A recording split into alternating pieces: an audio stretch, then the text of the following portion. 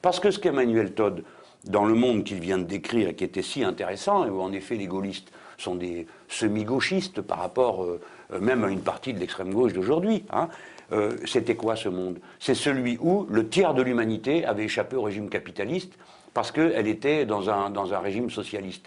Pas, au socialisme, je mets des guillemets, hein, où l'endroit glorieux des 30 glorieux, c'est où? C'est l'Europe. Quelle Europe? L'Europe de l'Ouest, avec un rapport de force gigantesque bâti par le fait que les Russes ont souffert à notre place.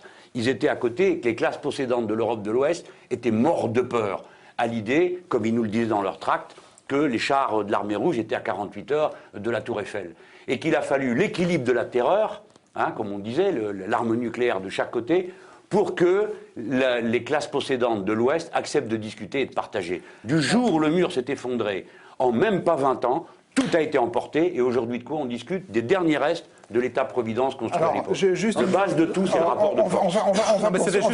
C'était juste pour exprimer un accord assez fort avec ce qui vient d'être dit. D'accord. Je dirais que c'est vrai à entre 50 et 66%. C'est pas mal. Je veux dire, c'est un facteur très important qu'on oublie toujours, mais il y a aussi, je veux dire, une dynamique démocratique, je veux dire, de l'Europe de